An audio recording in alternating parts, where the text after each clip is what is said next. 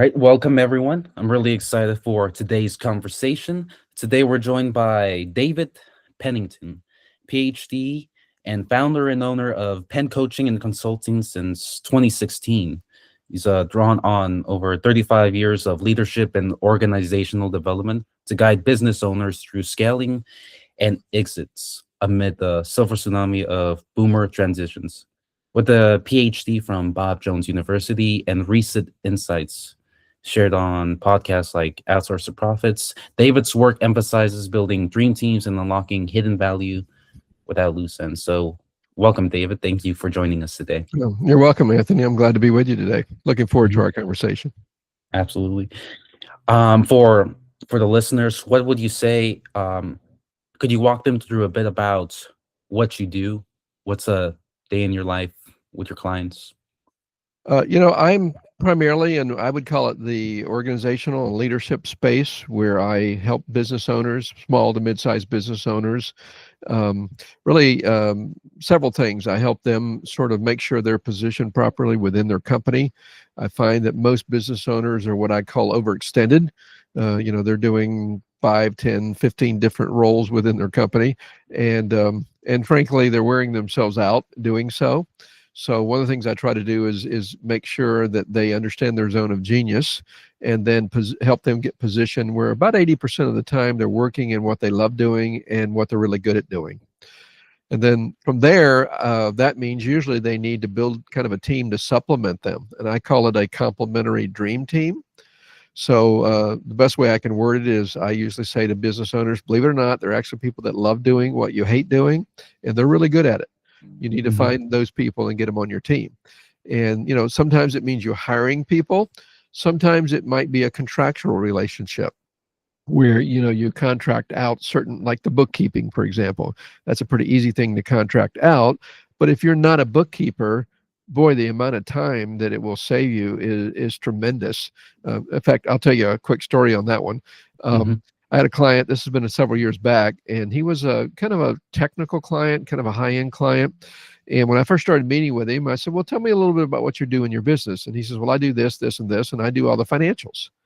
And I said, really? I said, you do payables, receivables, payroll, all that? He says, yeah, I do all that.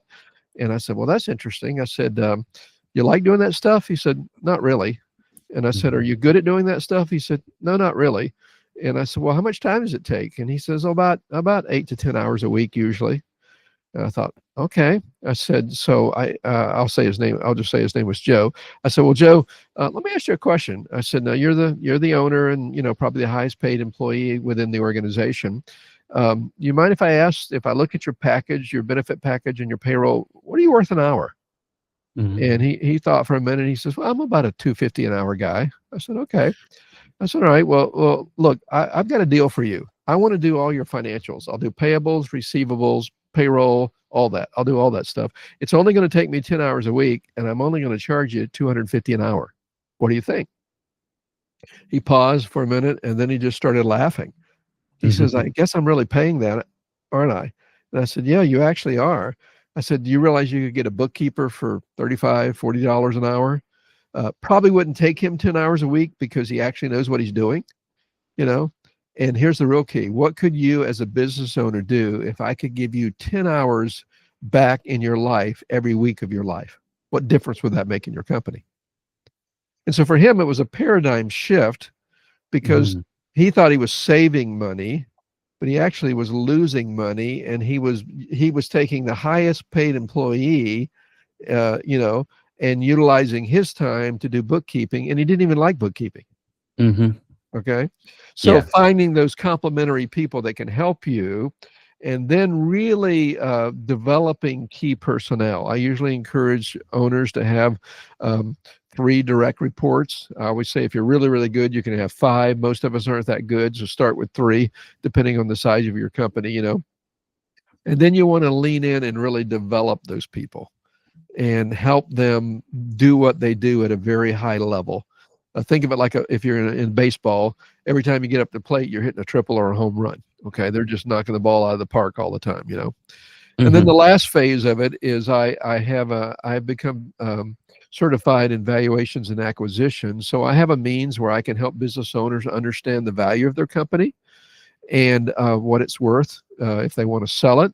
The valuation is based upon 8 metrics, and the 8 metrics to position your company to sell it for a high value are the same 8 metrics that you use if you just want to scale it, make it bigger, and make more money. Oh. And I'll just give you one, for example. Mm-hmm. If you, it's called hub and spoke.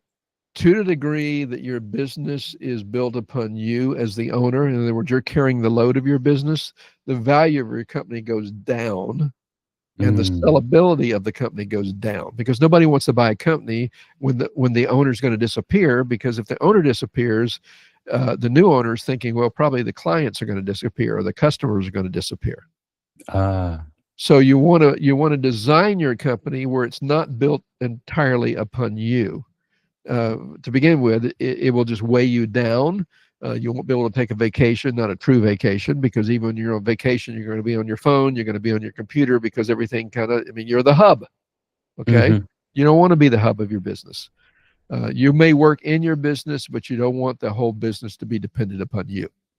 So in Mm-hmm. short, that's really what I do. Is it's kind of organizational structure, leadership development, and then strategy, how to increase the value and the sellability of it if that's what you choose to do.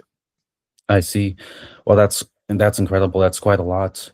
So making business owners see the value of their time, outsourcing properly to things they don't want to, for things they don't want to do, and also, I guess as a entrepreneur or a business person, you kind of expect the hard work and doing some things you don't want to do, but you kind of feel like you have to stick to doing those things, but you kind of help them make you realize, wait, I don't have to.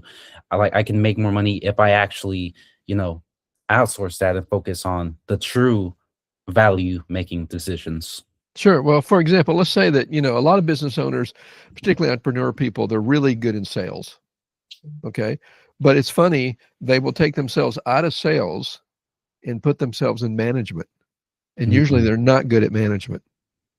So they just remove themselves where they have the potential to help their company the most. And they just put themselves in a position where their company is going to exhaust them and deplete them because they don't like management. They like Mm. sales. They'd be much better off to hire a manager who would manage the people and all the deliverables and all the processes and invoices and communication and scheduling or whatever needs to be done. And they just stick in sales. And then as your company grows, you may get to a point where, you know what, I don't want to be the main sales guy anymore. So I'm going to start to hire people and actually develop salespeople so they know how to sell like I know how to sell. And Mhm. then instead of addition, they move into what I call a phase of multiplication. So now Ah, they have 2 or 3 salespeople that they have trained how to sell effectively, and now they've tripled themselves, and the incredible. company just begins to take off even more so. Mhm. That's a great process with that multiplication. And how long will you say it takes from when you get on a call with the client to go from that process to make him like realize that? Well, it all depends on the person. All right. For example, Mhm. a lot of owners have problems turning loose. Okay. They built the company. They know how to do everything within the company. They kind of control everything. Everything comes to their desk. Okay. Now that can Mhm. feel kind of empowering. I got this. I'm good. But truly, it's limiting. And usually, if you begin to kind of take a deeper dive and find out, okay, why do you feel like you need to touch everything? Mhm. Why do you need? Well, sometimes it can be pride. Nobody can quite do it like I can do it. Okay. Sometimes it can mean in the past I got burned and I'm never going to get burned again.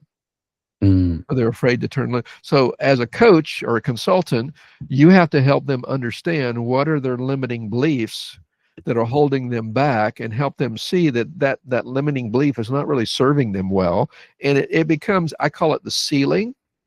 Think of it like this. Like if you're trying to hold on to everything, you become the ceiling. Everything's bumping up against that ceiling. It can't grow anymore because you're limiting it.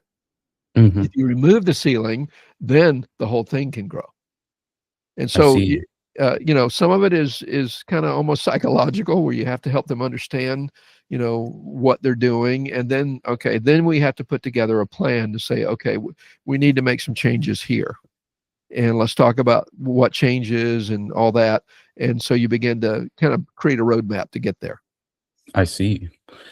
Okay. Well, David, your problem solving framework, and there's the analyze, strategize, plan, implement, and measure.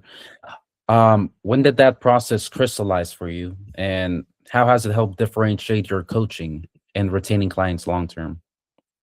Well, it's kind of how I'm wired. I don't know if you've done like any personal assessments or not. One assessment I like is called Strength Finders. If you're familiar with Mhm. Strength Finders, it is an assessment where it measures your strengths, and Uh, it divides. There are 34 strengths in this assessment. It categorizes them into four different categories. One of them is relational, how well you relate to other people. One of them is influence, that's your ability to help others take action. One of them is executional, which is your ability to take action. And the fourth area is kind of the thinking strategic kind of area where you can analyze well. And so when you take this assessment, it actually helps you to understand yourself very well. You know what your strengths are. And it's funny because often what happens is we sort of recognize our weaknesses because we stumbled and tripped there a lot, and we try to improve our weaknesses. Now, nothing wrong with that, but a much better approach is to understand your strengths and to position yourself where you're working in your strengths. Because mhm. if you're working in your strengths, that's kind of easy for you, and it's actually very empowering and productive because you're doing things you like doing and things you do well.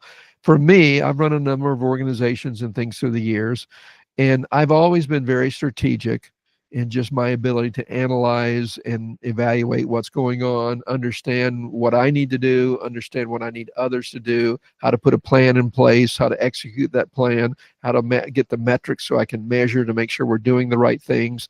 So it's just kind of a natural, I would say, gifting that has really helped me as a coach. And because it's hard as a business owner, you're almost too close to things. You can't Mhm. really see the big picture because you're so close to it. You lose your objectivity.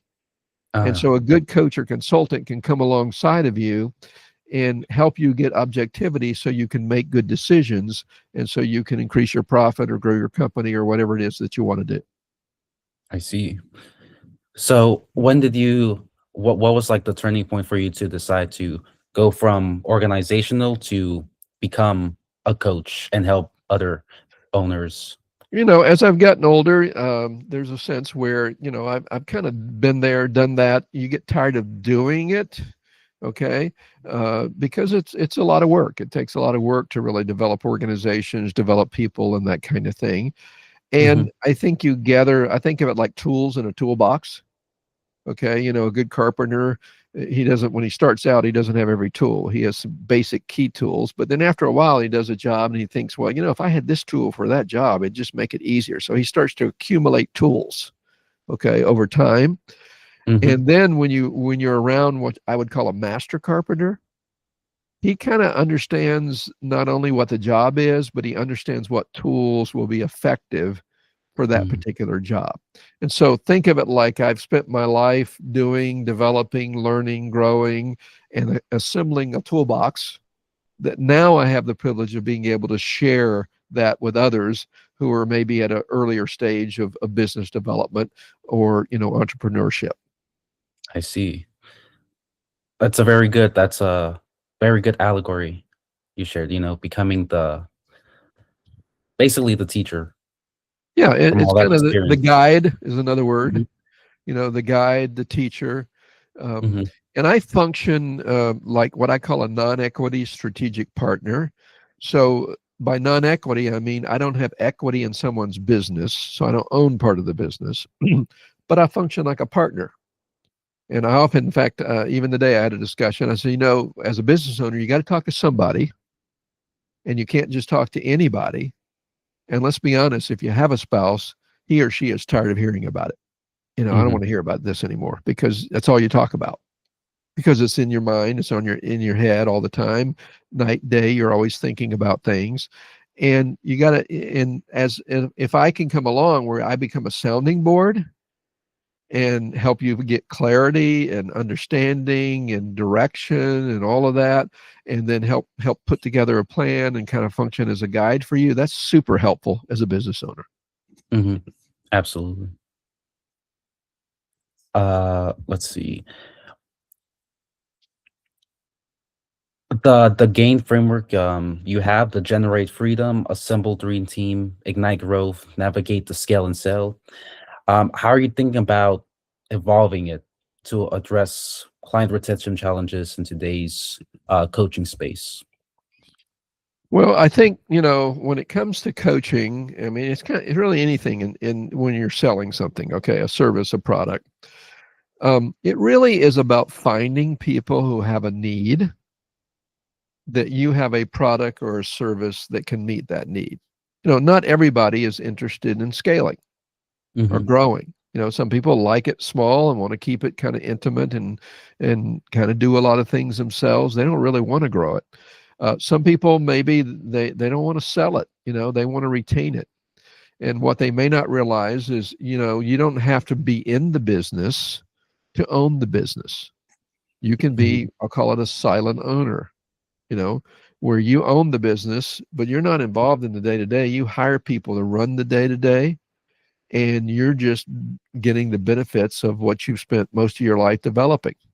And so it can be, I'll call it options, exit options, where, we think when we exit, we have to sell, but you don't always have to sell. Sometimes you may want to pass it on to one of your kids. That's a Hmm. different challenge. There are different challenges there.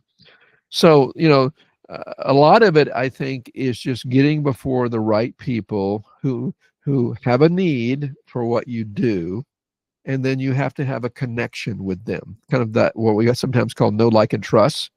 Hmm. You feel like you have a good relationship with them, and Yes. they sense the value of what you do, and they need what you do. So then it becomes down to, okay, how does it work and what does it cost? Okay. And Hmm. I mean, we make it too complicated sometimes, but I think getting clients and then retaining clients, and for me, the relationships are sort of a minimum of 6 months, but they can be, a year, 2 years, 3 years, depending on what they want to do. I Um, see.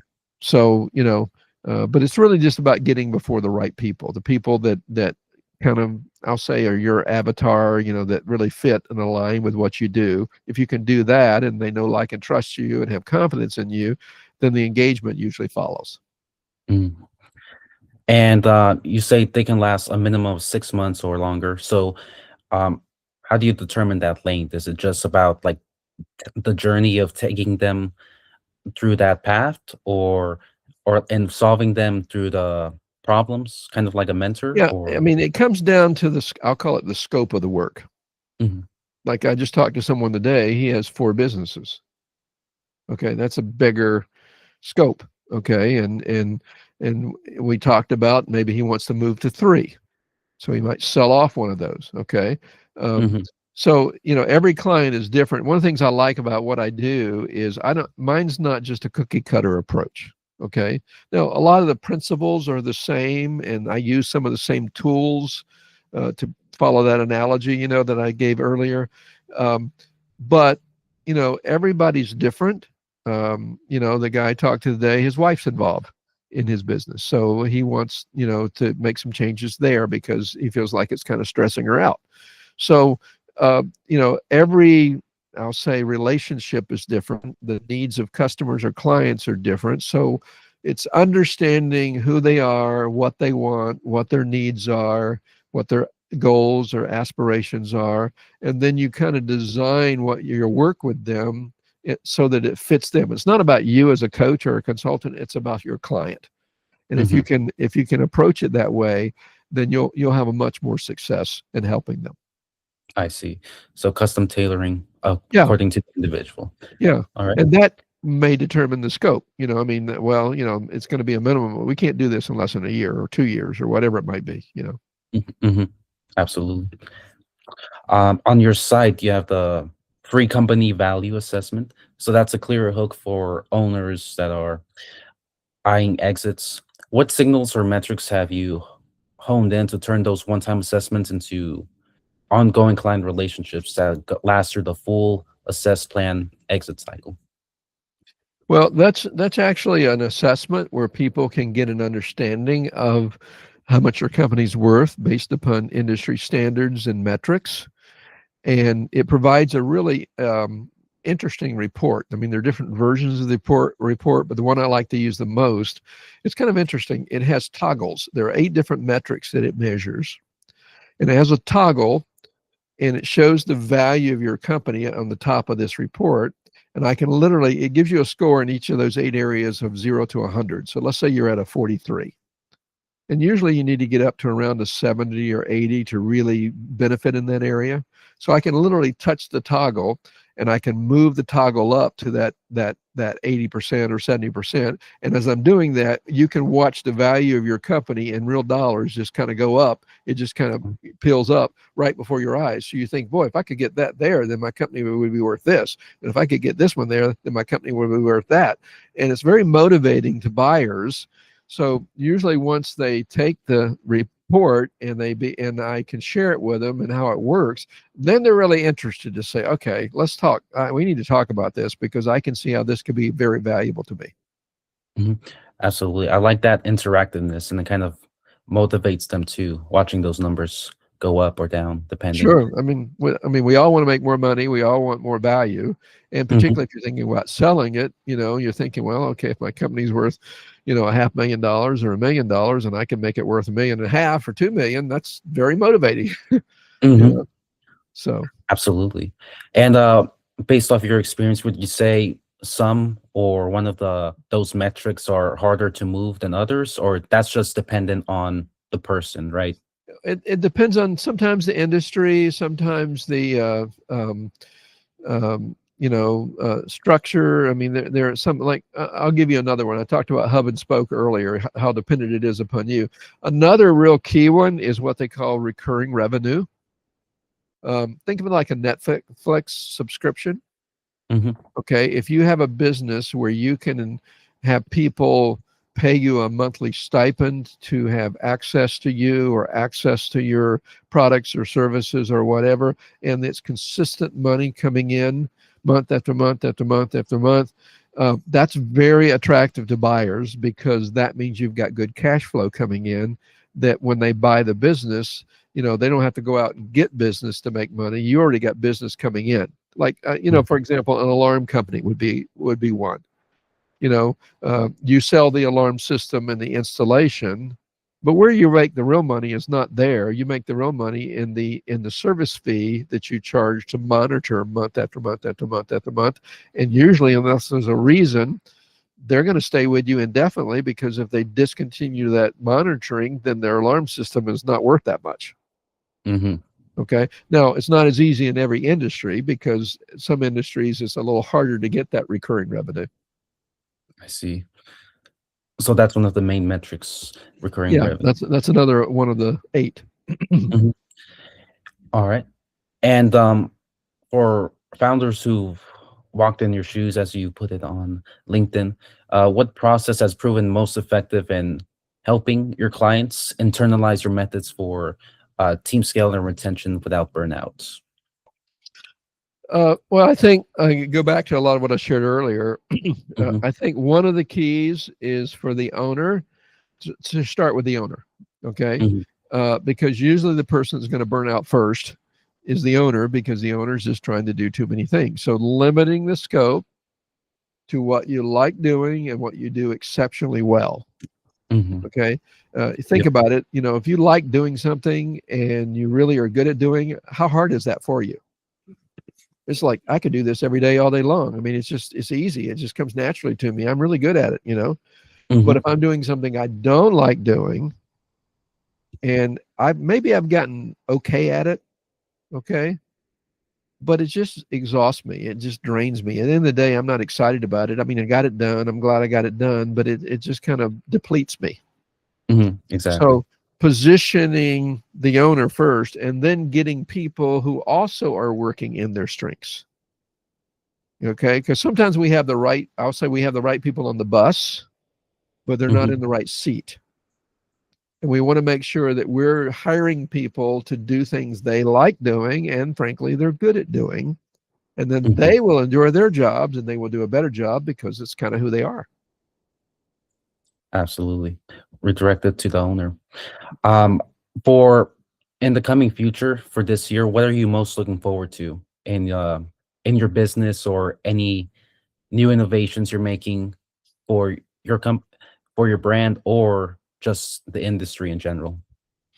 What I'm doing is really kind of, I'll say, zeroing in on really looking for the right clients for me because I don't need a lot. I mean, for me, a full-time load is maybe a half dozen to a dozen clients.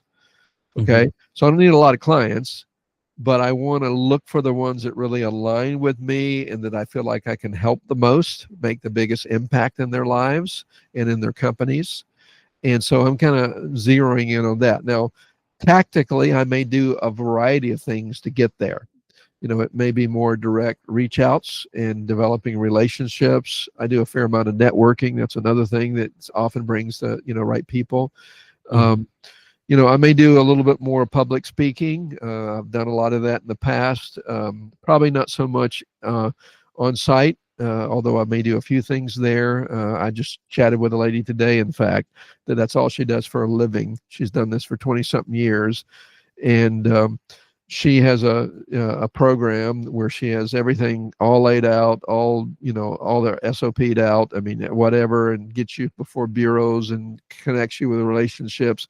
And she told me that a lot of the opportunities to speak, because everything is still hybrid a lot, about 80% of it is digital. So I can do it online, and I don't have to travel, which that's attractive to me because traveling right now is not too fun.